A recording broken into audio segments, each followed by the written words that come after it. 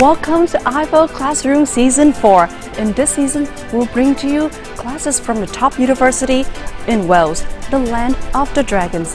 In this season, we will have Cardiff University, University of South Wales, Cardiff Metropolitan University, Bangor University, Glendur University, Swansea University, University of Wales, Trinity St. David, and Aberystwyth University. In this season of IFO Classroom, we together will study so many different subjects, from design to marketing to even AI and so much more. If you are interested in studying in Wales or simply just want to experience the classroom abroad, tune in at 8 p.m. every Tuesday on IFO Facebook and YouTube. And right now, live from Wales.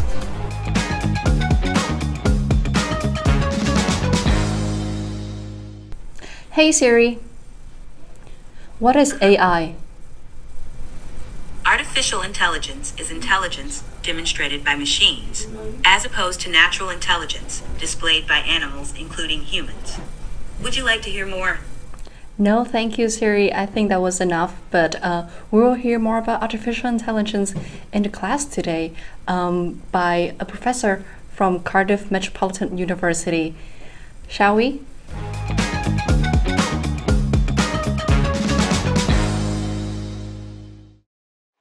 Và hôm nay chúng ta có một lớp học vô cùng đặc biệt về chủ đề là AI, Artificial Intelligence, trí thông minh nhân tạo, đến từ trường đại học Cardiff University. Ở đây với chúng ta ngày hôm nay có Chris Kelly và Hợp Phạm. Hai anh sẽ đại diện trường Cardiff Metropolitan University để chia sẻ thêm với chúng ta một chút về trường. Hi Chris, hi anh Hợp. Could you tell us a little bit more about the university?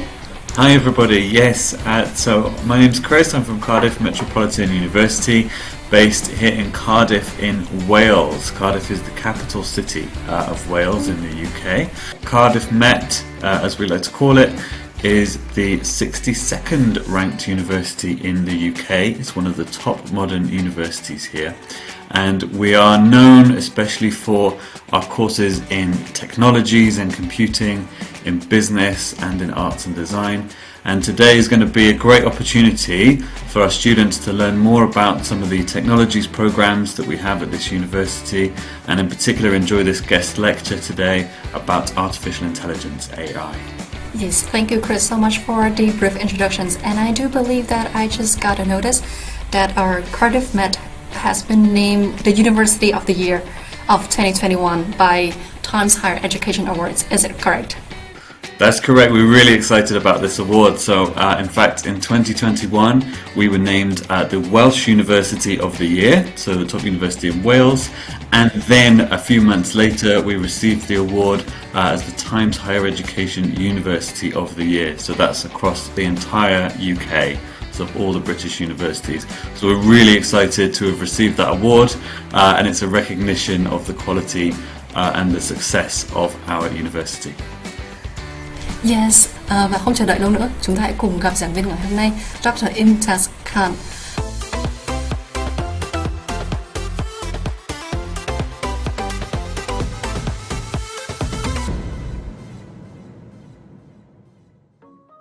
Hi, Dr. Khan. Thank you so much for being here with us today. Could you introduce a little bit about yourself, Dr. Khan? My name is Imtiaz Khan. I am a reader, or it's called Associate Professor of Data Science. So I work in the School of Technologies. My research interest is more on kind of like obviously different areas of data science, particularly algorithm, or how do you put applications, build applications that has feasible or applicable for Industry 4.0 revolution.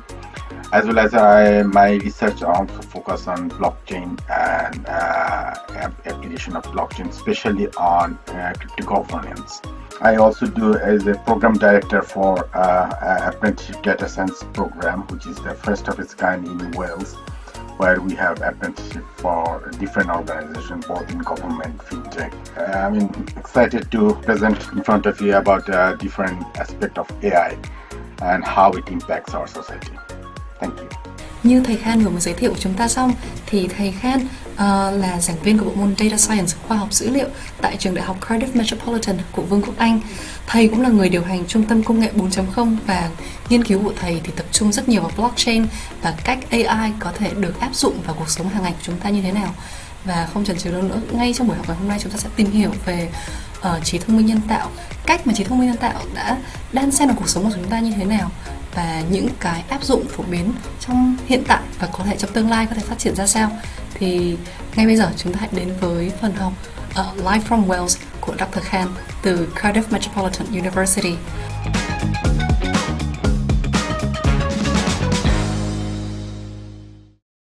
So, as I introduced, I'm an associate professor of data science, and today I'll be talking about what's the big data, artificial intelligence, and society, how it's intertwined with each other and impacting each other.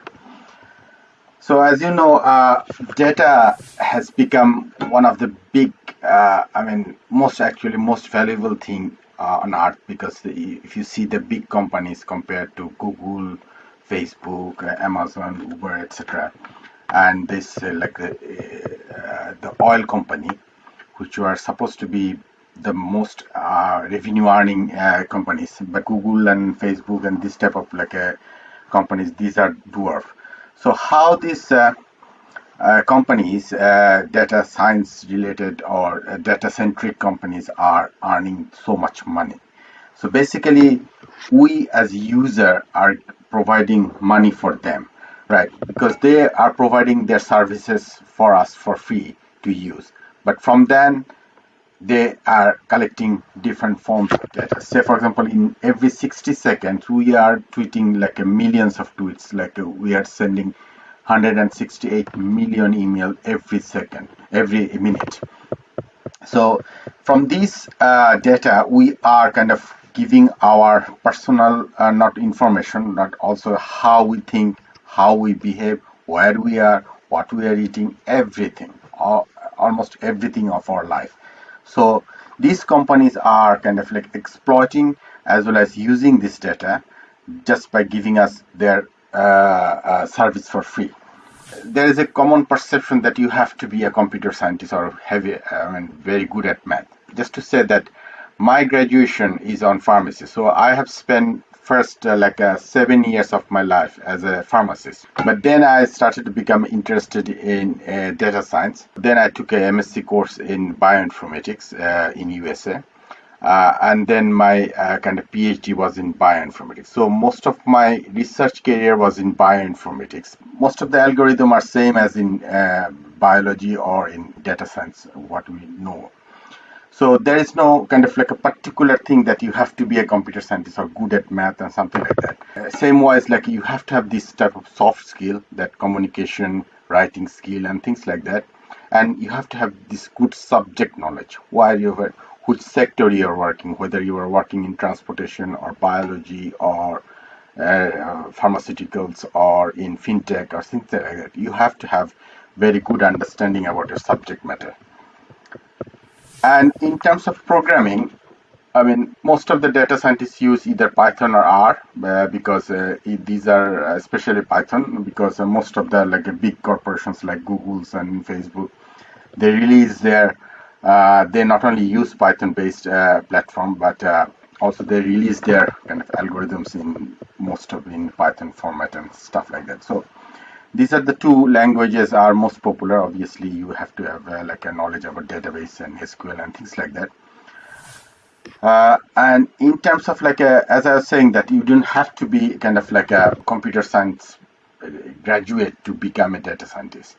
As you can see, half of the data scientists are masters, and they have wide range of a background. Their graduation is from computer science, statistics, economics, social science, natural sciences like physics, chemistry, biology, and things like that. You can come from a diverse background, and that's what we see in our master's data science program, that most of the students are from, not only from different countries, from different backgrounds. So that's one of the key issues that are myth, that you have to be a computer scientist or a mathematics person or statistics person to be a data scientist. It's not that the case. And in terms of salary, it varies. Say, for example, in Western countries like USA, UK, France, and Germany, it's around $100,000 per year. Whereas in developing countries like Mexico, India, or even China, I mean, it is around like 20,000 USD or something like that. The good thing is that the mobility. So if you are a data scientist from Vietnam, I mean, you can easily have a job in USA or vice versa and things like that, which is not, I mean, that much doable in other professions. Like if you are a doctor, right? It's very hard to transfer from Vietnam to USA, so you have to pass to equivalency exam and etc. Things like that. But for data scientists, it's not the case.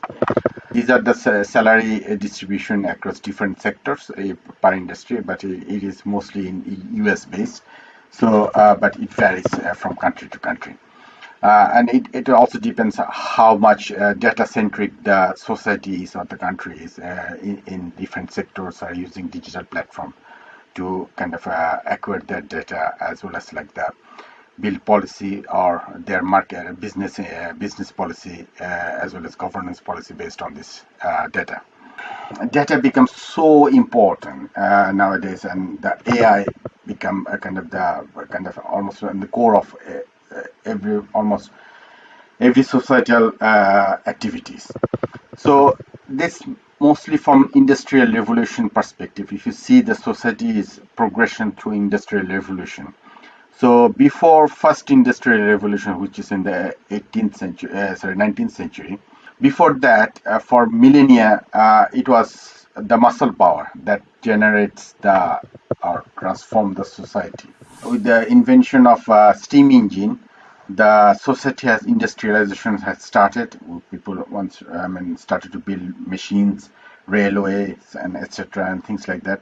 So things become cheaper. New cities are developed where the spinning mill and the factories are started to develop. Before that, there was no like factory. Like so everything was like village based, rural based, and stuff like that. So then there comes the second industrial revolution with mass production at the turn of the century and the beginning of the 20th century. So where there's a mass production of like cars and other things in the factories, and also there is from coal to we started to transform into electricity. We started to use electricity in 1908 or something like that. Then after the Second World War or after the 60s, we started to use computers for automations and stuff like that, because even with the electricity in the 20th century, there was no automation because there was no computer. But with the invention of computers during the Second World War, started to become manufacturing started to automatized. And now with the Internet of Things and with the 3G and mobile network and sensors and stuff like that, we started to become this cyber physical system where there is an interaction between physical system like robots and stuff like that, or arms and things like that, and that is connected with the Wi-Fi network or 3G or 4G or 5G networks and stuff like that. So this is where we are in the fourth industrial revolution, and this has impacted almost every sector, right?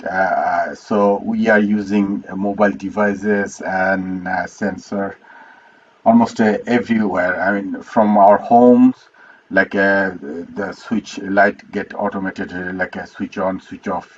That is a simple example of a cyber physical system, or from this robotic arms and things like that. So everything has become kind of more automatized, not only automatized, but human interaction become less and less. So before the first industrial revolution, it was mostly on slavery-based industrialization or factories. So how will it impact our future society, I mean, obviously we are losing a lot of jobs, right? Especially in the manufacturing. I mean, there are Amazon's warehouse. There is not a single person. Everything is controlled by robots and stuff like that, right? And in kind of self-drive car, it is kind of like a giving a cross-country trips from west coast to east coast of USA and stuff like that. So what will happen to our society? I mean, if everybody lose their job and things like that, obviously this like a mundane jobs or the jobs that are like, I mean, same job, same task every day, on, day out, and things like that. I mean, obviously that can be done by robots. That will be cheaper and more you can, because for robots they don't have to have a lunch hour or something like that. They can work day and night. But what will happen to the people? So that's a big question. I mean, and there are many social economics theory that how people, our future society will live out. I mean, because basically we don't have to do any physical work, right? All we have to do is more of mental work, and not many people do mental work at this stage, right? Most of the people we do physical work, like we do cooking to manufacturing and everything, right? So that's a big question that we need to think about how AI will, I mean, it is already transforming our society, but in future, what we'll do, I mean, if we, most of our, or not most, many of us will lose job. If we step back and think that why AI now? I mean, because most of the algorithms were developed a long time ago, right? Even this fancy neural network and things like that, it was developed in 50s or 60s or something like that, right? And as you can see, it is from early 20th century. This robot, the concept of robots, there's the Alan Turing machine, or what we call now computers. Why AI now, right? It is because of the fact that before the internet, especially Web 2.0, where readers can write something and that is publishable over the internet and across the world in a fraction of a second, that was not possible, right? Before say for example, before 1996, there was no internet, right? And with the first internet, when we were kind of kids, then we have to only read. I mean, before that, from the dawn of civilization, people always have to read something, right? Either it's a book or something written on the papyrus or in the stones or something like that. But if someone wants to write something or express something, there's no platform, right? I mean, yeah, you can publish a book, but like 50 years before, if you want to publish a book, right, you have to go to the publisher and things like that, and they would say the editing and this and that, and you have to also have the money to put it now. Data generation. So I think it is in 2003, it was the first time in 24 hours mankind has generated the amount of data which is equivalent to the dawn of civilization. So from dawn of civilization for thousands and thousands and almost like 15,000 years, the amount of data mankind has produced in 2003, I think it's in August 23rd or something like that, in 24 hours, mankind has generated the same amount of data. Now it's becoming like every second we are generating the amount of data that is our forefathers have generated over a centuries or millennia, right? So this big data was missing because we cannot generate big data, right? And there's no platform. With the social media like Facebook and other media, there is a big shift. People can write anything and that is published everywhere, right? With a fraction of a second, and with no cost, almost no cost, right? So that's how the big data is kind of driving this artificial intelligence models and things like that. And that is kind of now impacting our society in many ways, which I'll come to later on. In terms of artificial intelligence, machine learning and deep learning, you hear these terms off and on, right?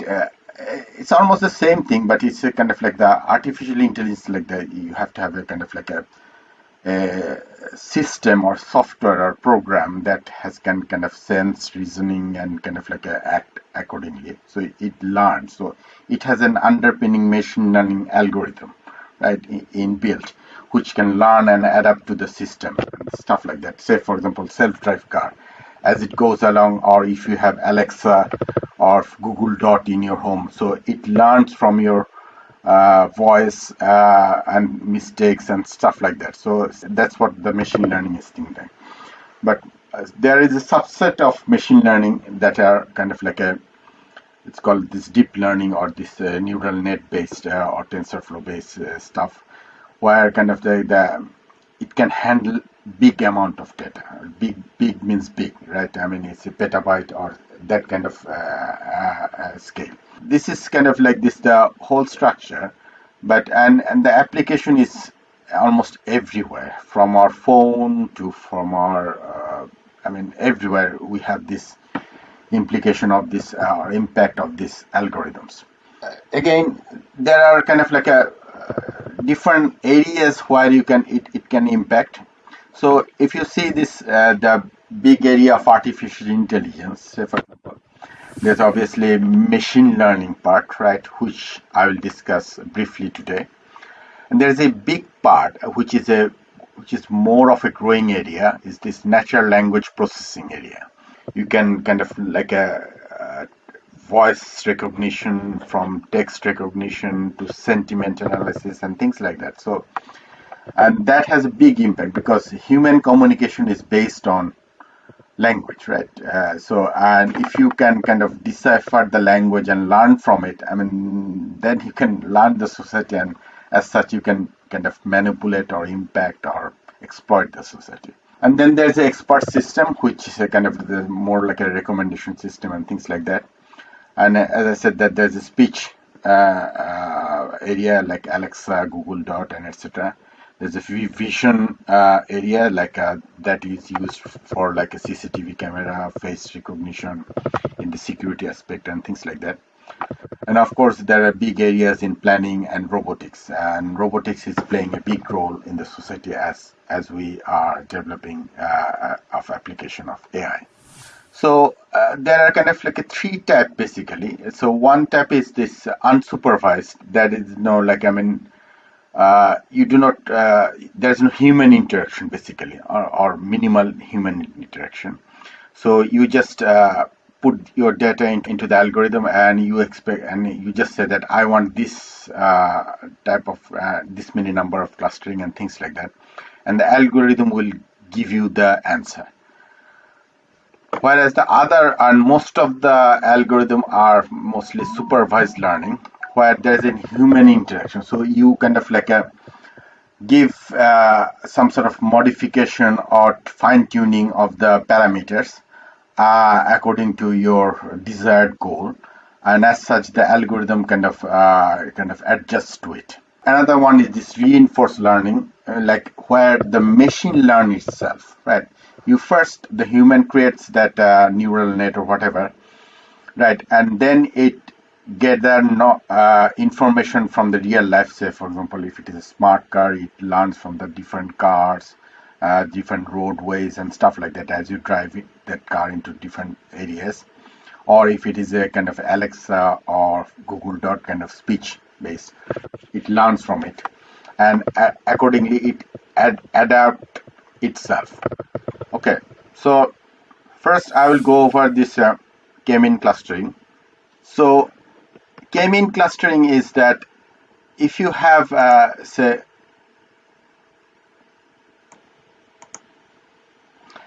if you say these are your data points, this is the x-axis and y-axis, right?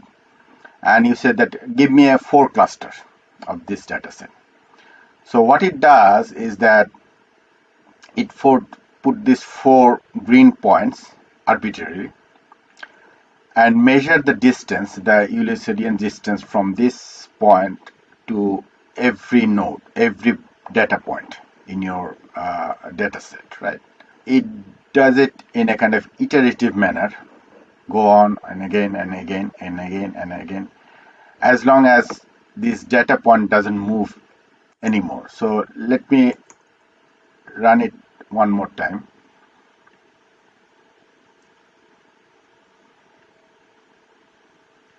As you can see, it first measured the distance from these 3 points. Then the 4th point also comes into play, right? And it starts to measure this distance from that, and as it moves and things like that. So students, if you want to try this out for yourself, you could go to the chat, click to the link, and see if you could make a cluster for yourself. If you click to the link, you should come into this page. I find this very interesting though, because when I study data science in uni, we had to spend a lot of time to really run the graphs and try to figure out these cluster points. And this link just do it for you very quickly in just a second. Yeah, it just give you the visual kind of like understanding. Yes. Then you go to the actual math underpinning it. Mm-hmm. Yes. It's very visualized and it's fun. Yes. So you can choose any type of distribution. So let's say I choose say uniform point distribution. So these are your data point, right? So this is x-axis and that is y-axis, right? So let's say I want 3 cluster, right? 1, say 2 and 3. I just put randomly 3 points, right? So the program, the algorithm will calculate the distance from each point that I have arbitrarily or randomly selected to each point and see which point are closer to this point. And accordingly, it will start to move these points and say that, okay, from this point, these points are the most closer, and that's why they belong to the same cluster, right? So let's go with that. So say for example, you see it has moved from the first iteration, right? Then I reassign. So some of the points, see these 2 points on the borderline, they now belong to the red cluster.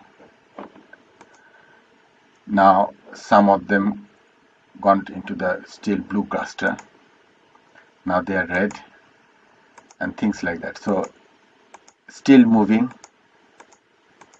a little bit. So every iteration it is moving in a way, right? So now even if I say different iteration, you see these points are not moving, right? So the thing is that from this point, this cluster centroid we call it, all this red point has the minimum distance compared to from distance from this point to this point is minimum than this point to this cluster, this centroid or that centroid. So all green points are in the green cluster or clusters 3 or 1, whatever you want to say it. And all these red points are in red cluster and the green points are in green cluster. So it kind of learned itself, right? So you can kind of like play around.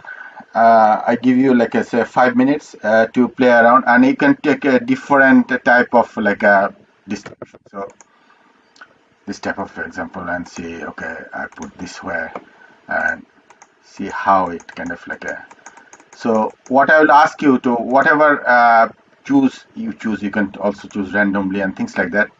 But I would suggest to go for like choose yourself, right? And any type of distribution, and make an assumption that, okay, this just from the first look that here are 2 or 3 cluster. Then put point on different positions and see how whether they match with your assumption of clusters, right? Phương Trà, do you have a question? Yes. I have read a newspaper about human beings are more productive than robots. And can you give some suggestions and your guess about this statement? and and many applications in real life? Can you? Yeah, it's a good question. I mean, there is a lot of debate because we do not know actually what will happen, right? Because obviously, I mean, no doubt human beings are more creative, I mean, if not productive than robots, right? Productive means like, I mean, in terms of like a day-to-day job, same job every day, same thing you do every day. Robots are better than human, obviously. But in terms of creative jobs and things like that, human beings are, I mean, way better than robots. But not everybody do creative job, right? Most of the people do mundane or day-to-day, like average job, right? Say, for example, in 2010, nobody knew that the largest hotel company will not have any hotel, or the largest taxi company will not have any taxi, something like that. This concept of Airbnb and Uber was nobody thought about it, right? It's just from nowhere, right? So we do not know how the society will work, right? I mean, even before this COVID, I mean, we didn't had the idea that we can run the whole society for years after years virtually, right?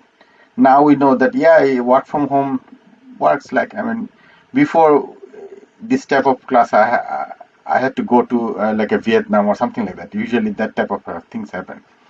But now we are doing pretty fine. I mean, this was unimaginable like 2 years before, right? So I don't know to the answer to that. But I will touch on in the final slides some of the aspect of it, especially the way it is going wrong, right? Okay, so I'll just carry on. Hopefully you have some ideas about the K-mean clustering. And this is basically the algorithm, right? So you just select some points, right? In our case, I selected 3 points. You can select 2, 3, 4, 5, whatever. And it just assign each point to the closest centroid and recompute the center and the cluster, and it goes in a while loop until all centroids do not change, right? So these are some examples, like the clustering. Someone, I think Wong was asking that what's the application of clustering. So in pharmaceutical, they use it a lot, right? Because they do drug screening. So they have like tens and thousands of different chemicals they want to test on different cell line or different conditions and stuff like that.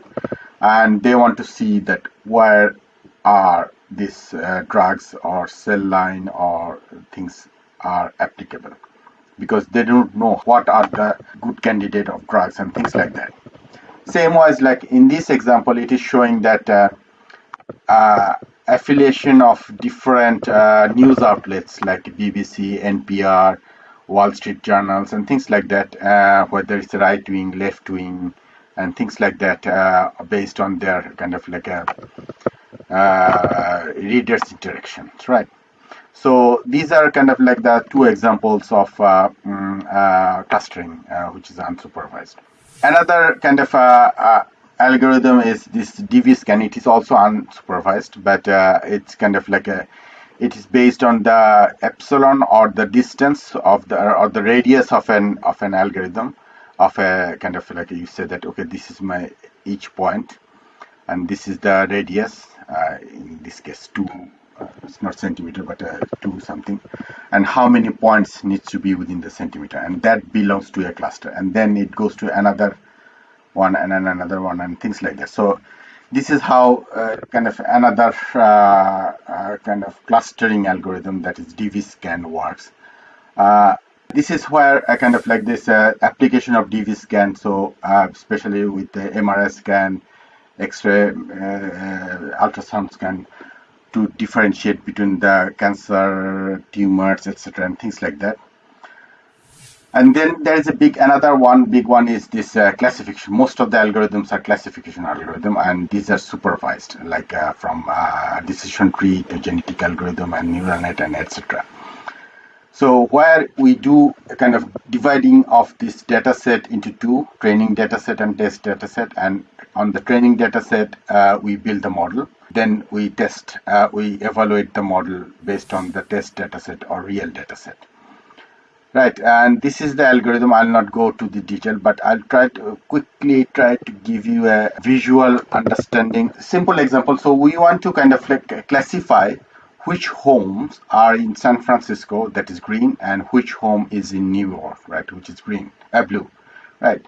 So if we take one single parameter, say for example height, right, because San Francisco in higher elevation, so height average, these are the different height of San Francisco, and this is in New York is in kind of like a basin plane, so the height is less. So if we want to put another parameter, the average, say for example, value per square feet, New York homes are expensive compared to San Francisco home. Basically, all classification algorithm wants to put a kind of splitting point. That's the only application or the thing that algorithms does, right? So if you put this type of borderline, so this is the value and this is the height, there is some points, I mean these are classified as San Francisco and these are classified as New York, which is fine, but what happened to these points, data points? So, and if we put more other variables like year build, number of bathroom, number of bedrooms, price, square feet per area, and etc., what will happen?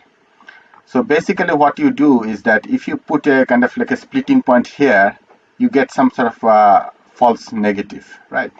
Some of the San Francisco home will be classified as New York and things like that.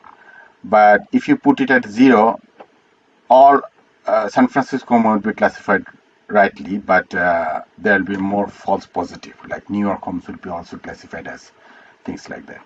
So the idea is that you have to kind of put some sweet point, right? Say for example, if we put it in a kind of like a here in 91 feet, then there is like a small 82% is correctly identified, right? 99 and there is only 6.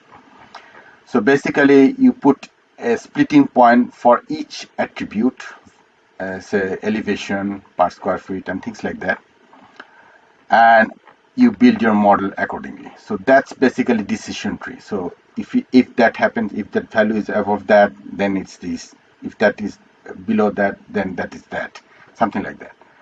And you train your model, right? And you pass every data point so that it is correctly classified, right, with the testing data. And once you build your model, then you do a reality check, and reality is always different, and some of the will be misclassified and things like that. But as long as you get around 90% accuracy, then it's fine. So this is how the decision tree is built, and you can iterate in a decision tree that is become random forest and things like that. Most of the decision tree, and this is unsupervised because the change and supervised because you change the splitting point accordingly and readjust and stuff like that. And application is everywhere, like from car insurance, who will be good giving mortgage, who is criminal, not criminal, police is using it, profiling us, who is terrorist, who is not, and things like that. So everywhere there is we use this unsupervised algorithm or decision tree, basically classification, right? So coming to the last few slides, I mean how it is impacting our society. So you know the Brexit and the Trump election in 2016. The London-based company Cambridge Analytica, they have only 14 staff, and they influence the whole these two big election in this two big economy, right? US election and the Brexit election, and they changed human mind, right? The voters' mind, and that is their logo, and not only their logo. I mean, if you see these different companies' logos, everybody wants to change audience behavior, the way we think, the way we buy, the way we interact with each other, and things like that. So everything is behavioral change. So currently they want to change our behavior, and if you change human behavior through your algorithms, right, they will become your slave, right? So we are going back to the pre-industrial revolution, right, where at that time people were physically slave to other people, right, few people. And now we are becoming like a mental slave to these big corporations and things like that. So the way they want us to vote, we vote accordingly. The way they want us to buy, we buy accordingly, and things like that. There are like a lot of activities going on. Say, for example, in this recent paper, from Twitter also, like they are favoring right-wing politics and things like that, and that has a big impact in our society. And I have published a few articles on Facebook and how they're kind of impacting, especially in Myanmar and things like that. And that also like translated and published in Indonesia conversation also. So this Twitter, Facebook, Google, and they have a lot of influence in our society as well as our mind, and we need to be very careful of those who are you're interested in AI or will work in AI with big corporations, small corporation, and things like that. You have to be mindful because it's a moral responsibility for you, right? So that you have to be very careful of in your future. So with that, I think we are just over time. Yes, thank you so much, Dr. Khan. That was quite a lot of information for us. It was very, very, very insightful. In our classroom today, we have some students in high school, some students in middle school, and some are in university or postgrad. So we have a wide range of students in this classroom. So does anyone have any questions? Oh, we have a lot of hands. Can I call on Nhật Nam? Thank you. Hi, Dr. Khan. I'm Nam. Previously, you said that AI is affecting our daily lives on so many aspects. So I really want to hear your perspective and expert's perspective on the question that what kind of unexpected failures or situations that will occur in a world that was built on AI. Thank you so much.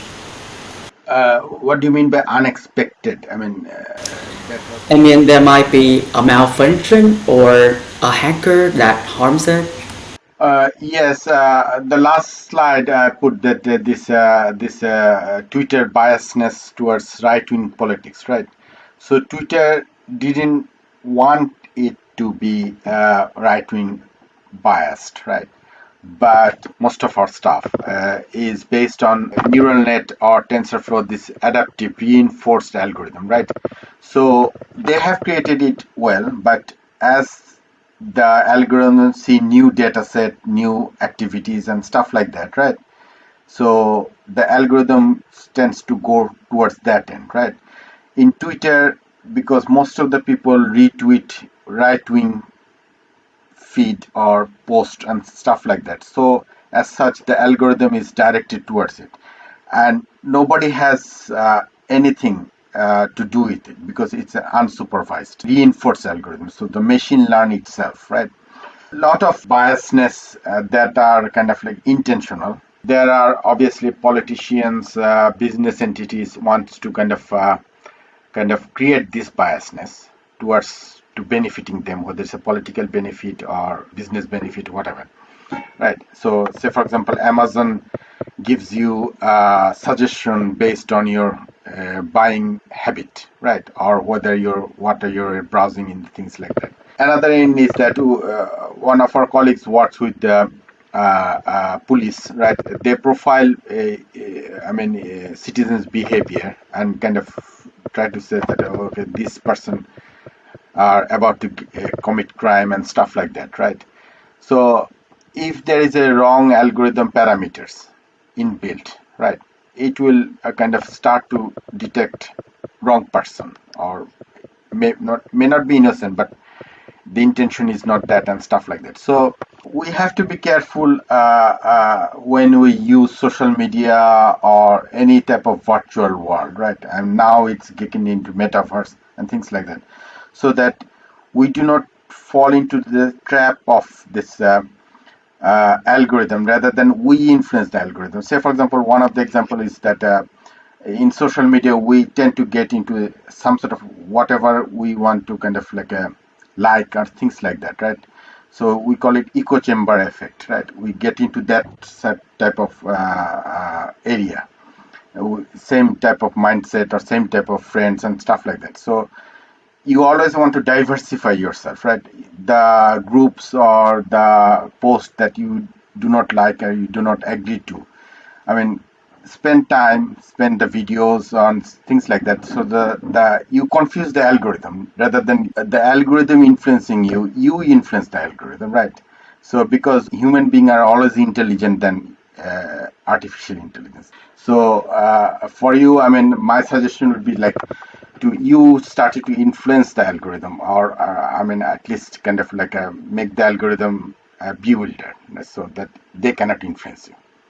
I really agree with what Dr. Khan just said about the echo chamber, because that was one of the most important thing when we go on social media and then we read the same types of news, and then the algorithm will just keep feeding us the same over and over again, the same information, and then we're stuck in this one echo chamber where we just keep being affirmed about information, about our beliefs, and then we're not exposed to the diverse worlds of thoughts over there. Next up, we have questions from can we call on Minh Ngọc? Human cloning is not legal right now, but there is a chance in the future that there will be cyborgs, which is half human and half machine in the future. And do you think this will be possible in the future, and will they pose any risks in the future? I put my bioinformatics hat. I mean, I don't know about the half human, half robot thing. But I mean, you can put robot arms and stuff like that.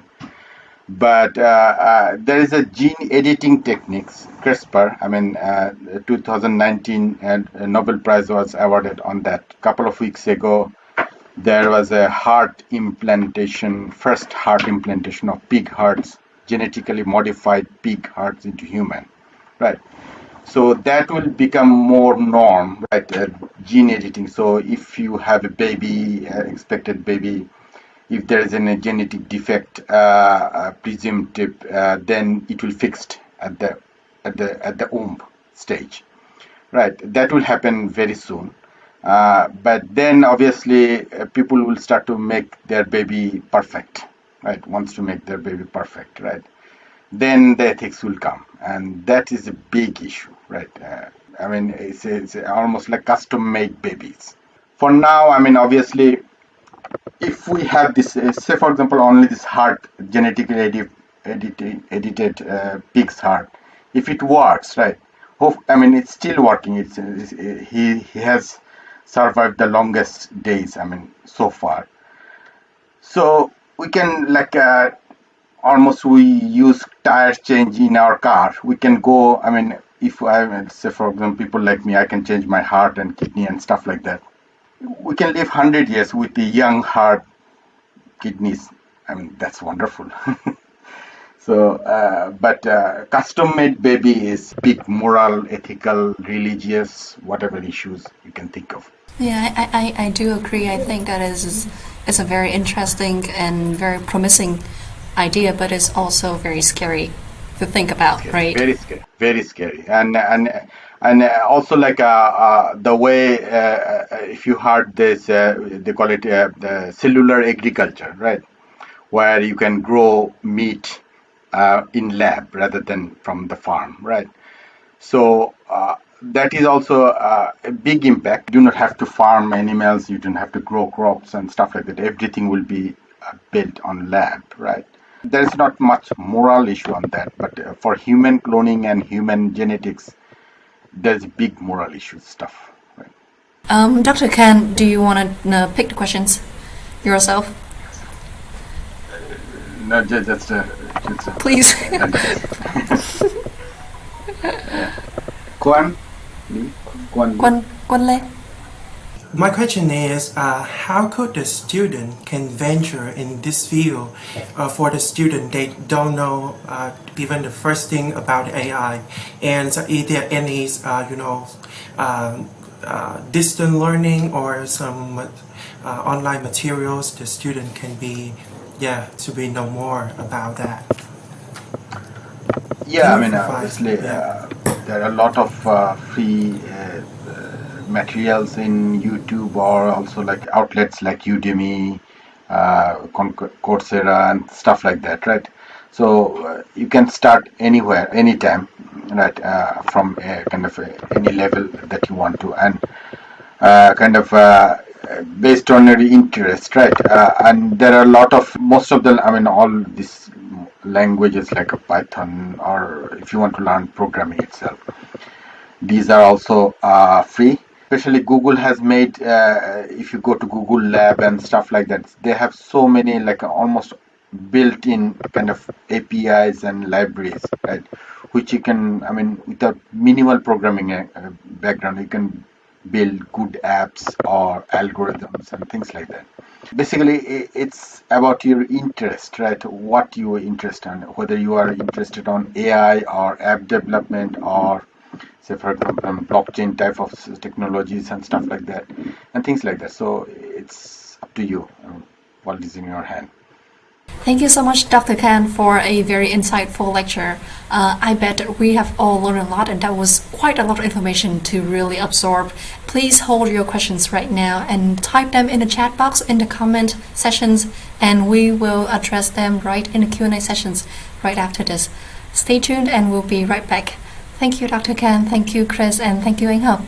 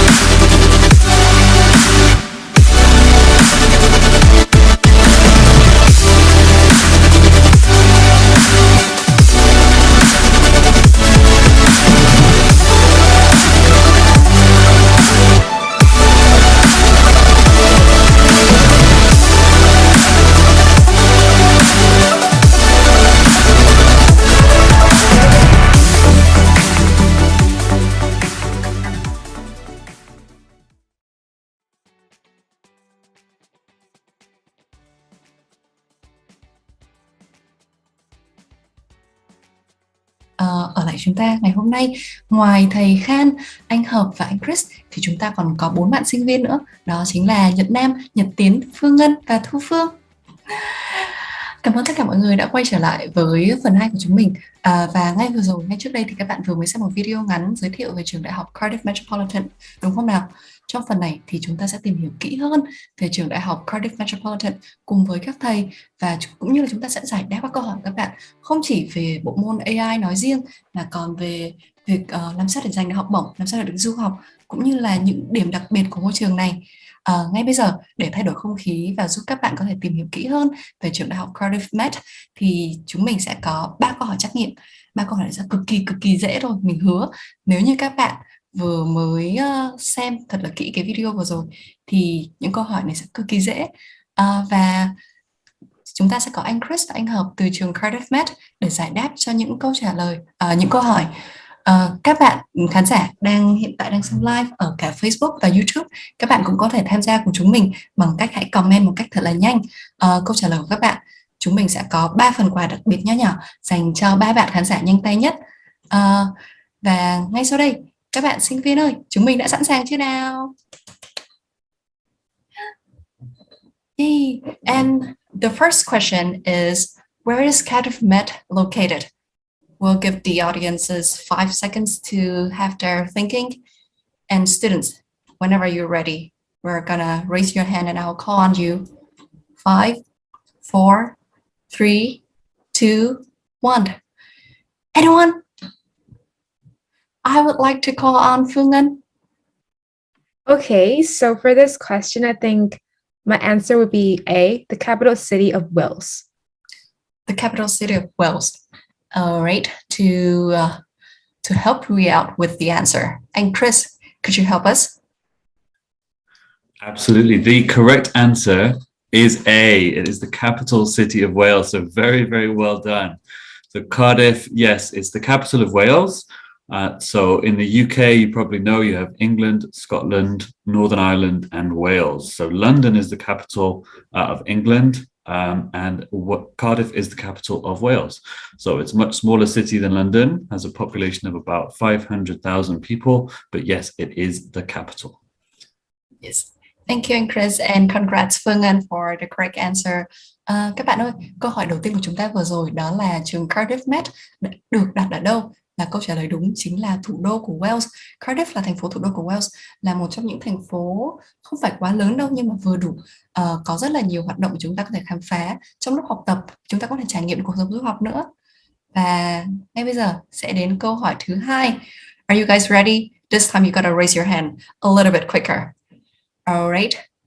To our second question, that is, in which year was Cardiff Met named the UK and Ireland University of the Year? A is 2019, B is 2020, and C is 2021. This question is very, very easy if you just watch the video. And we'll have 5 seconds for you to think. 5, 4, 3, 2, 1. Right. Students, are you ready? Raise your hand. Ooh, Thu Phương, you're very quick. Okay, so my answer for this question is that I remember that the school was named after in November 2021. So my answer is C. Wow, that's very specific answer. November 2021. Anh Hop, could you help us confirm that? Very precise answer, actually. It just asked for the year and you stated the month as well. In fact, yes, in November 2021, Cardiff Met was named the UK and Ireland University of the Year 2021 by the Times Higher Education. So as you know, that Times Higher Education is very, very prestigious organization that give their evaluations about universities around the world. So it gives kind of like university rankings as well. So being named UK University of the Year by Times Higher Education make us really, really proud, and it's give us all deserve the hard work that the universities and our students have done in the last year. Thank you, Anh Hop, and congrats to Firm for a very quick and very correct answer. Câu hỏi thứ hai vừa rồi đó là trường Cardiff Met đã được vinh danh là ngôi trường của năm của UK từ năm nào? Và câu trả lời đó chính là năm 2021. Chính xác là tháng 11 năm 2021 thì trường Cardiff Met đã được vinh danh là ngôi trường tuyệt vời nhất của năm. And the third question we will have is, I'm just gonna wait for the cue. How many countries do students in Cardiff Met come from? A, 143, B, 134, and C, 113. Have a quick thinking. How many countries do international students from Cardiff Met originally from? We have 5, 4, 3, 2, 1. Very quickly. Okay, students. Nhật Tiến, what's the first one? Thank you for your question. As I know that Cardiff Met is very popular among international students, so I would go with the highest number, which is A, 143. A very, that's a very, I think like you were really smart in choosing the highest one. And Chris, could you confirm the answer? Yes, excellent answer. That is correct. 143 different countries. So we have students from Vietnam and from many countries in Southeast Asia. We also have students from South Asia, from India, from China and the Far East, from the Middle East and North Africa, America, Canada, you can basically name a country, and we probably have some students that come from there. So it's a really diverse population that we have here in Cardiff, which makes for a really exciting and vibrant campus to be on as well. Thank you, and Chris, for the confirmation, and congrats Nhật Tiến for a very, very good answer. Câu hỏi vừa rồi đó là các học sinh sinh viên của trường Cardiff Met đến từ những quốc gia nào, đến từ bao nhiêu quốc gia, và câu trả lời chính xác là 143. Hiện tại là 143, nhưng trong tương lai thì mình nghĩ là sẽ có rất nhiều, tại vì Cardiff Met là một môi trường vô cùng đa dạng, thu hút rất là nhiều sinh viên quốc tế. Vì vậy là khi mà các bạn đi du học ở đó không chỉ được học trong môi trường học thuật mà còn được làm quen và làm bạn với những người bạn gần xa nữa, và đó sẽ là một trải nghiệm cực kỳ đáng nhớ. Thông qua phần trò chơi ngắn này thì chúng mình đã có thêm nhiều thông tin bổ ích về trường Cardiff Met, đúng không nào? Đừng quên, các bạn khán giả vẫn có thể tiếp tục đặt câu hỏi nếu bạn có điều tò mò về ngôi trường này, cũng như về ngành AI hoặc là việc đi du học, giành học bổng ở trong phần comment nhé. And right now, I will ask the students for their feelings and their experience after a very insightful and very, might I say, a little bit difficult and challenging lecture. Phương Ngân ơi, how do you feel about the lecture that Dr. Khan just shared with us? Okay, so, well, I've known about AI before since it's a buzzword in recent years, but I have to admit that this is the first time I've ever learned about it this seriously. And Dr. Khan has really given me a really, systematic and all-around summary of what artificial intelligence is, what it includes, and its applications as well. So to make it very short, I would say very insightful and very enlightening. Thank you, Phương Ngân. And I see a little smile on Dr. Khan's face. He's very happy with your Thanks for the feedback. Yeah, great. Yes, bạn Ngân vừa mới chia sẻ với chúng ta là mặc dù là bạn đã biết về cái thuật ngữ AI, trí tuệ nhân tạo này từ khá là lâu rồi, khi mà nó đã trở thành một cái từ khóa nóng trong mạng xã hội và trên tất cả các báo đài truyền thông. Nhưng mà đây là lần đầu tiên bạn ấy được học thực sự là kỹ càng và được hiểu rõ hơn một cách bao quát về cái thuật ngữ này, cũng như là về những khái niệm về công nghệ. Và bạn ấy nói là có hai từ để mà tả, nó sẽ là insightful and enlightening, tức là rất là mở mang và rất là đầy đủ kiến thức, rất là bổ ích. Và tiếp theo mình sẽ hỏi Nhật Nam, so với tiết học ở Việt Nam thì không biết là Nam cảm thấy giờ học của trường Cardiff Met có sự khác biệt như thế nào? Nam, how do you feel comparing to Vietnamese normal classroom? How do you feel the classroom live from Wales? How is it different, especially with Cardiff Met? Yes, thank you for your question. And I never ran out of excitement every single time I step into this IFO classroom, especially in this AI classroom. And for me, I have had the privilege to be in here to meet with the international experts. And I feel like whenever I am in Vietnam, I can actually engage in international activities and international knowledge.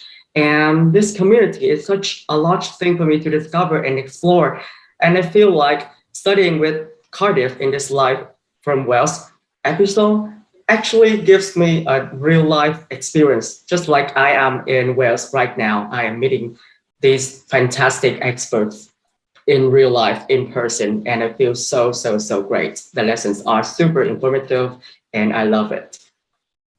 Thank you so much for joining and being a very engaging student with us. Actually, this Live from Wales classroom is pretty, I would say, like prominent in recent years with the pandemic and everything, because everyone, even if you're abroad, you still have to study via a webcam, which is not very strange anymore. But like a few years ago, this was a very strange concept, isn't it?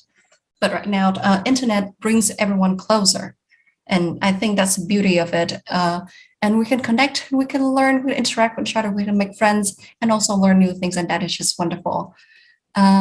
Vừa rồi thì bạn Nhật Nam vừa mới chia sẻ là trong cái lớp học Live from Wales của IFO Classroom này thì không chỉ là bạn ấy được học những kiến thức rất là mới lạ, mà bạn ấy còn rất là thích thú khi mà được trải nghiệm một cái lớp học không chỉ đơn thuần là một bài giảng, thầy giảng mà chào nghe, mà bạn còn được trò chuyện hỏi thầy, hỏi đáp, cũng như là được làm quen với các bạn gần xa nữa. Cho nên là đây là một cái môi trường mà mình nghĩ là Internet đã mang lại chúng ta gần nhau hơn, mặc dù là mỗi bạn ở đây đều ở một thành phố khác nhau, có cả bạn Nhật Tiến còn đang ở Anh nữa cơ.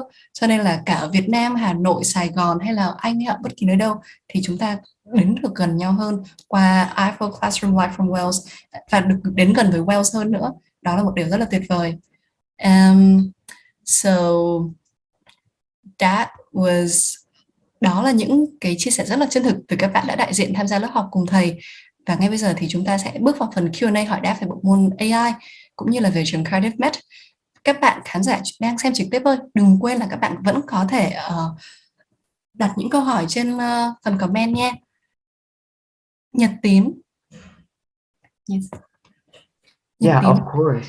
I know that you're studying AI in Oxford. Do you have any questions for Dr. Khan? Yeah, absolutely. I'm a computer science student, so like I really enjoy this like subject, and it is my honor to learn from Dr. Khan.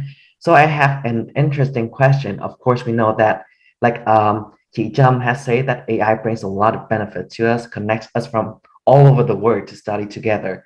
So I have a question. Are there any kind of drawbacks or ethical concerns that we have to consider within this like a very AI growing world?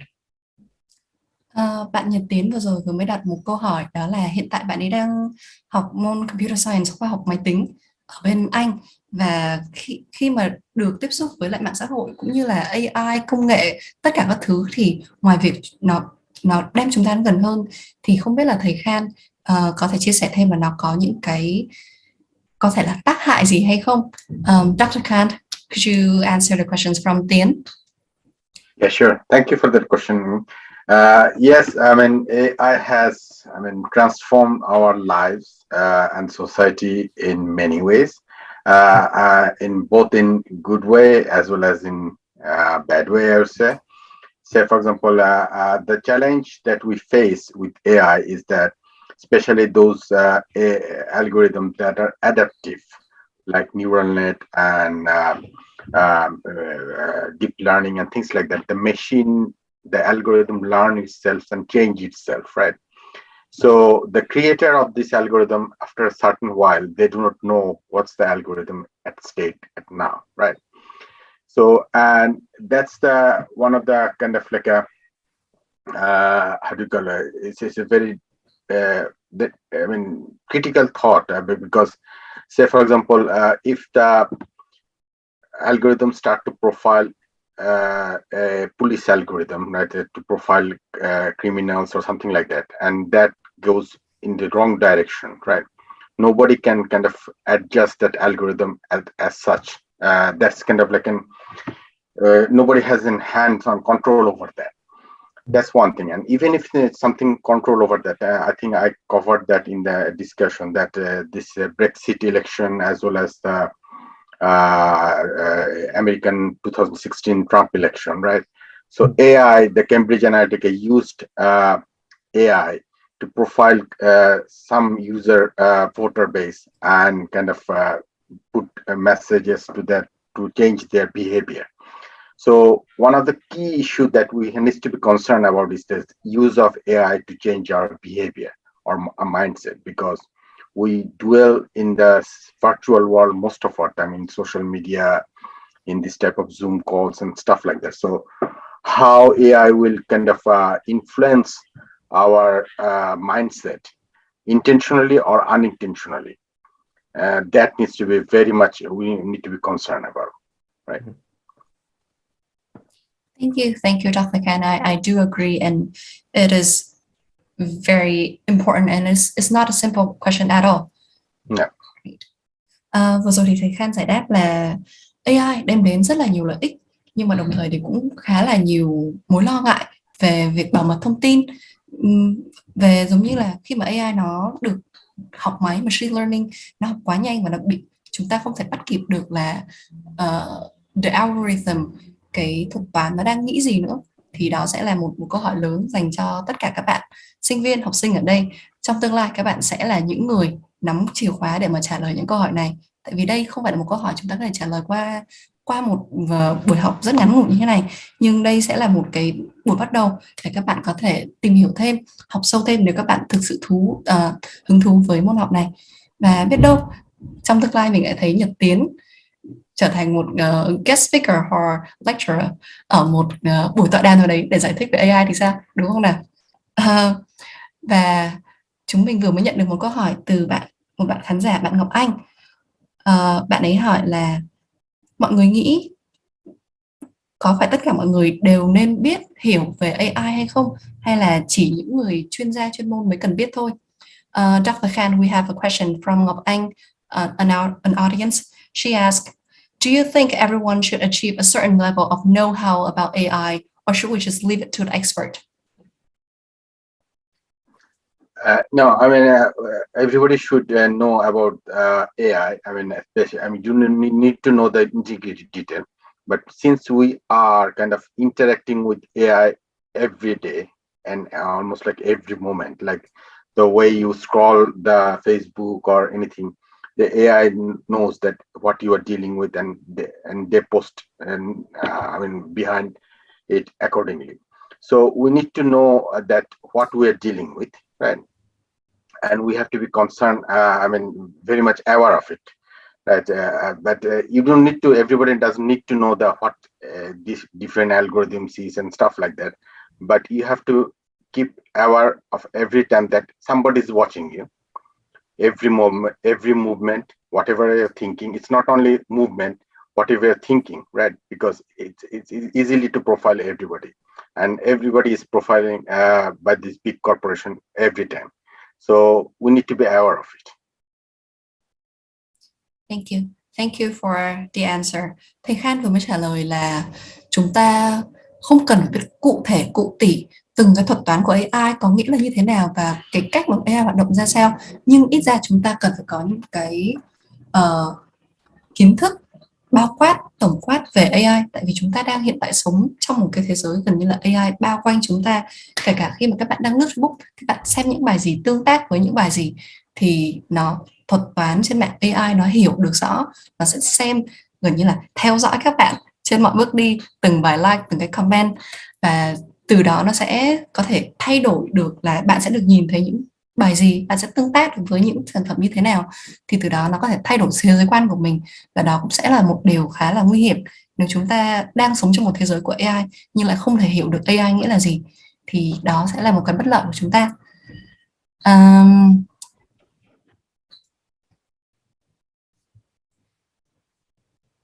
And Nhật Nam, mình nhìn thấy bạn từ nãy đến giờ gật gù rất là nhiều, chắc chắn là bạn có một câu hỏi ở đó đúng không nào? Bạn có câu hỏi gì cho thầy Khan, anh Hợp hay là anh Chris không? Yes.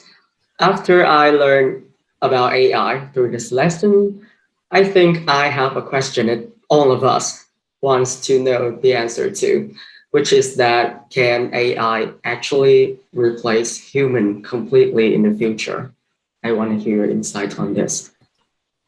Bạn Nhật Nam vừa mới hỏi một câu cực kỳ khó và cực kỳ gay cấn mà tất cả chúng ta đều muốn biết, đó là liệu AI có thể thay thế con người trong tương lai hay không? Dr. Khan, could you help us with the question? A very difficult one indeed. It is indeed. Yeah, I mean, certain jobs will be lost, and many jobs like those who are especially like transportations and manufacturing jobs.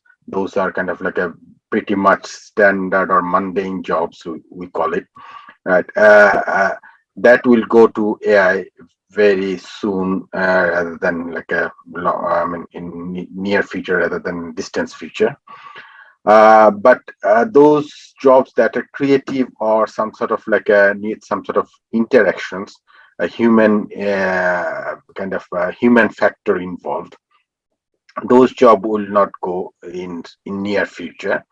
But as I said, I mean, when different technologies comes in human history, like it creates more new jobs, right? It's from steam engine to this computer to this AI and things like that. So every new technology, I mean, creates new job, new opportunity, as well as it's kind of diminished some of the jobs that were previously done by something, right? So it's an evolving process, and I don't see any kind of like a dramatic thing will happen due to the AI. So I'm more kind of how to put it, interested and kind of see the future that it will create more opportunities. Thank you, Dr. Khan. I do believe that opportunities and challenges are always intertwined. So when AI are taking over some jobs, it will also create room for more jobs in the futures that we haven't heard of before, right? Vừa rồi thì bạn Nhật Nam hỏi là liệu AI có thể thay thế con người được không trong tương lai? Thầy Khan trả lời là có thể là có một số nghề nghiệp sẽ bị AI thay đổi, sẽ bị AI thay thế luôn hoàn toàn, như là ví dụ như là những cái công việc về máy móc thì hoặc là tính toán tỉ mỉ thì AI có thể làm tốt hơn chúng ta rất nhiều. Tại vì dù sao thì con người vẫn sẽ có những cái lỗi nho nhỏ, những cái sơ hở nho nhỏ. Tuy nhiên là vẫn sẽ có những cái ngành nghề mới nó sẽ thực sự cần thiết hơn, những cái ngành nghề mà cần đến sự kết nối giữa con người và con người, thì đó sẽ là những cái tương lai mà chúng ta sẽ đón chờ xem là AI sẽ thay thế những ngành nghề nào và tạo ra những ngành nghề nào mới. Mình vừa mới nhận được một câu hỏi khá là vui từ khán giả Quang Nhật Bùi. Bạn ấy hỏi mình là lớp trưởng hỏi thầy hộ em là em muốn tạo ra AI như Jarvis của Iron Man thì làm như thế nào với ạ? Dr. Khan, we have a very fun question from an audience. He asks that if he wants to create AI like Jarvis from Iron Man, how could we do that? Is it possible? Is that even possible? What we see in the movies, in Marvels? I mean, yes, it's how do I put it? Like yes, I mean, kind of like intelligence-wise, maybe, right? But again, there are some human factors always, right? I mean, emotion and stuff like that. That is not still in AI, right? That I mean, obviously that's a movie, but every human thing has some sort of like we make decision based on something like emotion or some sort of like without thinking and stuff like that, right? But AI will always make decisions, and each activity will be measured and based on their previous data or whatever they have learned so far.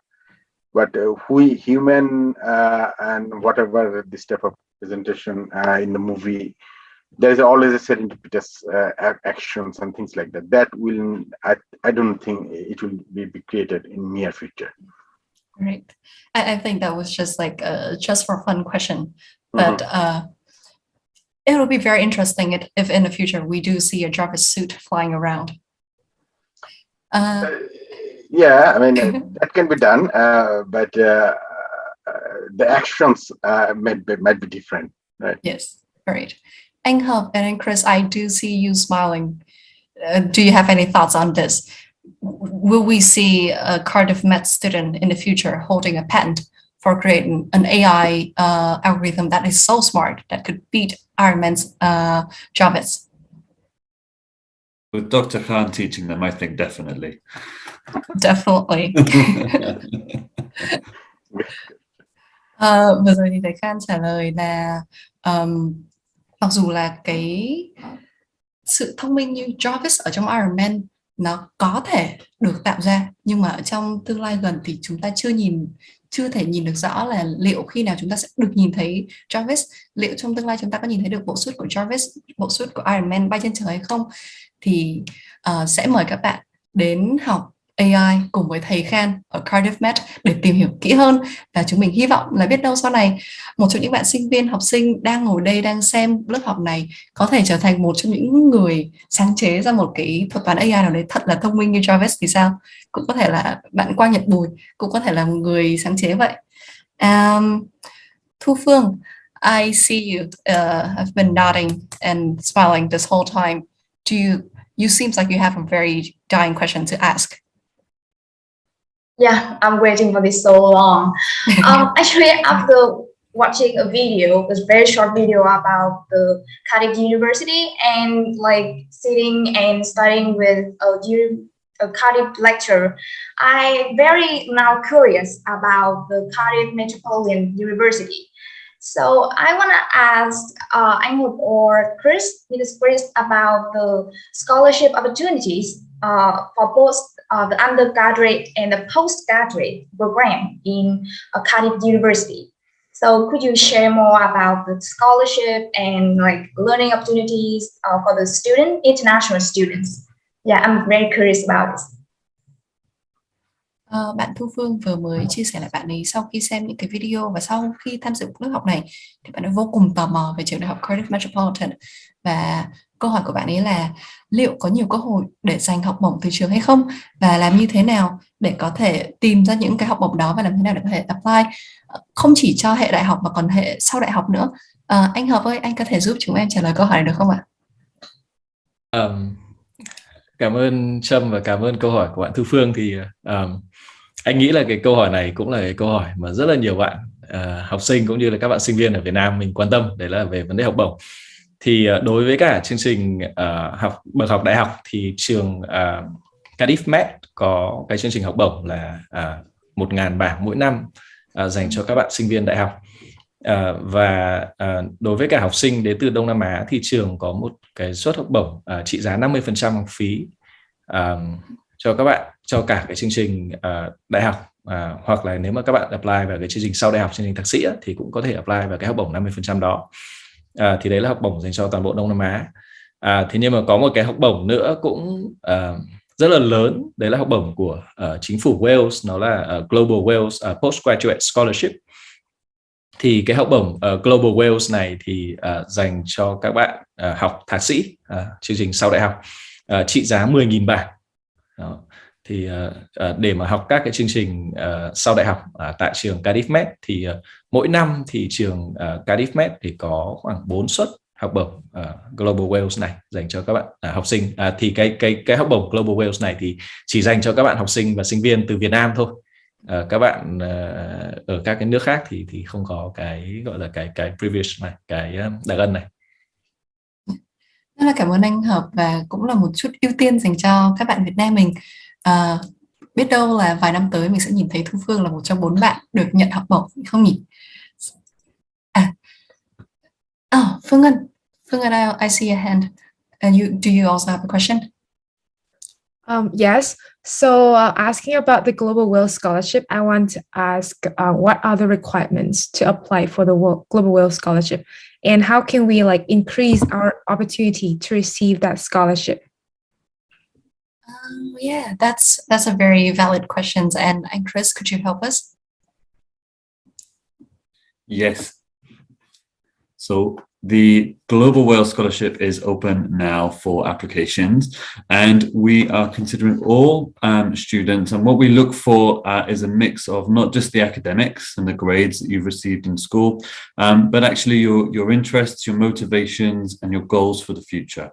You know, what can you bring to the university, and then can you be an ambassador for the university afterwards? Share your experience with other students. So we want somebody that really has a full range of interests and experiences, and really has invested their time and research into the university and into studying in Wales, and they can really then explain and articulate why they feel that this is an opportunity that's really important for them and what it will help to go on to in the future. So we like to read our applications very, very carefully.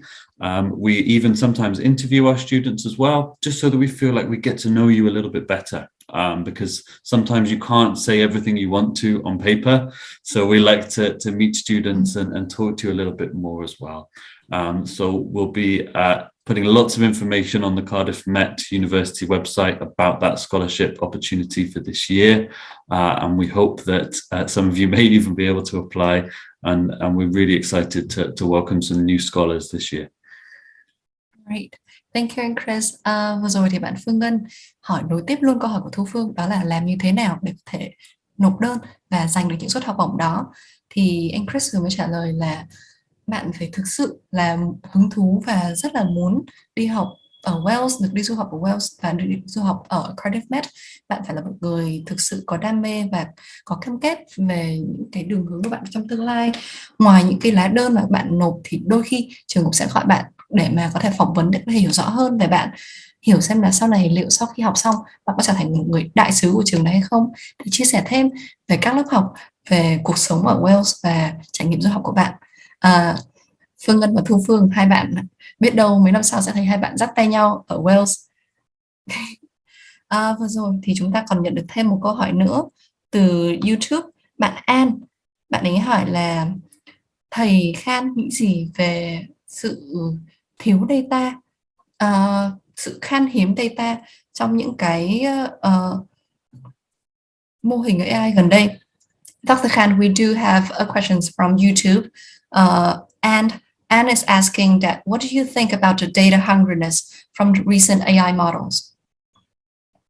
Just touch a little bit on the ethical questions previously, right?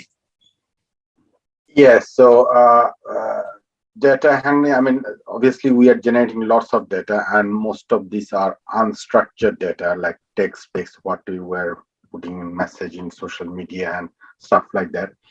Plus, recently we started to generate more video-based or image-based data from TikTok or other social medias and stuff, YouTube and things like that. So we haven't got into this. We have to be careful on both this data factor, unstructured data as well as image data.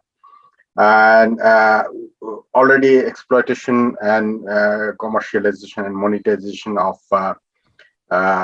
text-based data have been done from Cambridge Analytica to all Amazon, and everybody, Google's, everybody is using what is it called, text-based data. For image data, one thing has to be, I mean, which has not been exploited so much till now, but most of the deep fake algorithms are based on image-based data. So you can put one person head to another person head and talk to another thing and stuff like that. So that is a kind of a bad aspect of AI ethics from point of view. And from another aspect, it enables us to kind of monitor old patients and stuff like that. And we have several projects with the old home and things like that. So we can monitor their movements without seeing their face and just a silhouette and stuff like that. So a lot of opportunities as well as loopholes as well as danger ahead, I would say. Indeed. Thank you for the answer. Vừa rồi thì Khan đã trả lời là hiện tại trong chúng ta vừa tiêu tốn rất là nhiều dữ liệu, cũng như là cũng tạo ra rất là nhiều dữ liệu unstructured, tức là nó là những cái dữ liệu gốc ấy. Sau khi mà chúng ta sử dụng mạng xã hội, sử dụng internet và sử dụng các phần mềm AI thì chúng ta luôn luôn là người tạo ra dữ liệu, và dữ liệu thực ra nó gọi là một con khác thì cũng không đúng, mà nó đang chưa được khai thác đúng. Có rất là nhiều dữ liệu từ việc Facebook này, từ Google, từ Instagram và cả TikTok nữa.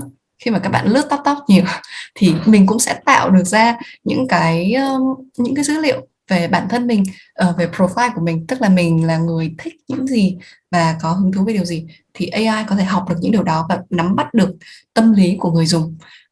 Cho nên là đó, những cái cơ hội với AI là vô vàn.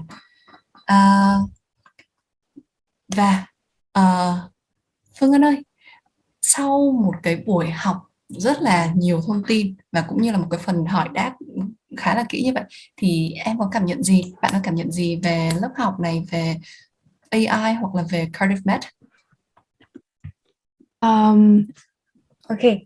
Em nghĩ là sau một buổi học và cả một buổi mà mình ngồi nói chuyện với nhau, được giải đáp những câu hỏi, thì em cảm thấy đây là một môi trường rất tuyệt vời. Mặc dù là học online thôi, nhưng mà cảm giác là mọi người vẫn ở xung quanh em, vẫn đang kiểu nghe bài và giải đáp những câu hỏi của em. Em cảm thấy nó là một điều thực sự rất tuyệt vời khi mà công nghệ, internet và có thể là AI đã kết nối mọi người với nhau. Và em nghĩ là đây là một cơ hội mà nó có thể rất khó để có được trong tương lai. Vì thế nên là em mong là em sẽ cố gắng nhiều hơn nữa để có thể trải nghiệm thêm những cơ hội nó hay như thế này. Có thể là một ngày nào đấy sẽ ở Cardiff Met gặp lại mọi người. Yeah. Và đây là một buổi học khá là thú vị và em rất là enjoy. Cảm ơn Phương Ngân. Còn Tiến ơi, bạn học sinh duy nhất của chúng ta đang join từ Anh rất xa xôi. Bạn cảm thấy như thế nào sau một buổi học rất dài như thế này? Em cảm thấy rất là thú vị. Như em nói thì em đang học khoa học máy tính, cho nên là AI là một cái chủ đề mà em luôn luôn tò mò. Thì em luôn luôn mong muốn được mở rộng những cơ hội học hỏi như thế này. Thì khi mà thấy được có cơ hội học hỏi cùng trường Cardiff Met và kết hợp cùng với IFO thì em rất là muốn được học. Và học không chỉ là cùng thầy Khan mà còn là học với các bạn ở đây nữa, nghĩa là mình không học từ thầy mà còn học từ các bạn, học từ chị Trâm về cái cách dẫn chương trình. Nói chung là em cảm thấy rất là thú vị và cảm ơn IFO vì đã cho em và các bạn những cơ hội như thế này. Cảm ơn Tiến, thực sự là cảm ơn tất cả các bạn học sinh, sinh viên đã có mặt ở đây và hy vọng là chúng mình sẽ được gặp các bạn ở những buổi IFO Classroom tiếp theo. Dr. Khan, Phương Ngân and Nhật Tiến just share with us that they really appreciate the time and the energy that you've put in to share with us this very insightful lecture. It's not just a plain lecture, but it's a very interactive experience, and we really do appreciate that.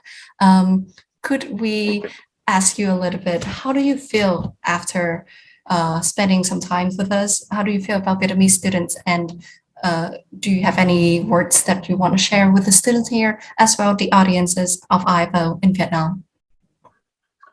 Thank you very much for this positive feedback, and this is very encouraging for me. And it was a great pleasure to be part of this IFO this session. Very interesting. I mean, it's my first experience with Vietnam in terms of any type of like a interaction, and it's great to see your enthusiasm on AI and data science, and I really think that it's a very much level playing field, right? I mean, if you want to thrive, you have to go to some places and stuff like that, and you have to know people and stuff like that. But with big data, AI, data science, it's a very level playing field. I mean, anyone from 10 years old kids from anywhere can do the job. You don't have to be some places to do something, right? So that's the kind of the opportunity that you have, and I think that the questions and the enthusiasm I have from you, I mean, that was very encouraging for me. And yes, for future, yes, I mean, there are a lot of opportunities and new technologies are coming in place. So exploit that and kind of make opportunity out of that. And there are a lot of opportunity for everybody. That's the thing. Thank you for a very kind advice as well. Vừa rồi thì thầy Khan vừa mới chia sẻ với chúng ta là thầy cũng rất là trân trọng cái cơ hội để có thể đứng lớp với các bạn, mặc dù là chỉ qua một màn hình thôi. Thầy chia sẻ là trước đây khi chúng ta muốn học hỏi một điều gì đó, cái việc đi du học nó phải thực sự là bạn phải đi thật là xa, bạn mới có thể được tiếp cận với những thông tin mới, những cái kiến thức mới và những cái nền văn hóa mới. Nhưng mà khi mà công nghệ phát triển hàng ngày, luôn luôn có những cái công nghệ mới được ra đời, thì cái việc mà học hành với nhau, làm quen với nhau và tương tác với nhau nó dễ hơn rất nhiều. Và thầy rất là vui khi mà được ở đây cùng chia sẻ với các bạn khán giả của IFO cũng như các bạn sinh viên đang có mặt ngày hôm nay. And Chris, how do you feel after today's sessions?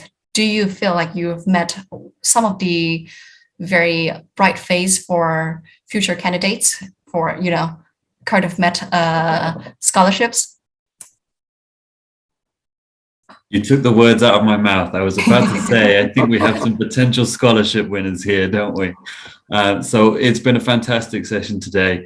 And I want to thank all of the students for the questions they've submitted. And of course, our live audience as well, who've been watching the session today. It's been really great to interact and hopefully answer those questions as best we can. And we're very keen to keep in touch with our students so they can check out the Cardiff Met University website and our social media pages as well if anybody else wants to keep in touch with us after today. But yeah, thank you again for a really great session. Thank you anh Chris.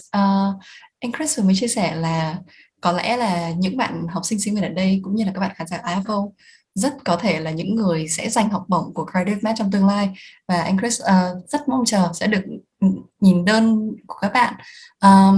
Và do thời gian có hạn thì mặc dù là còn rất là nhiều câu hỏi ở trên fanpage cũng như là ở trong inbox, nhưng mà chúng mình không thể trả lời hết được.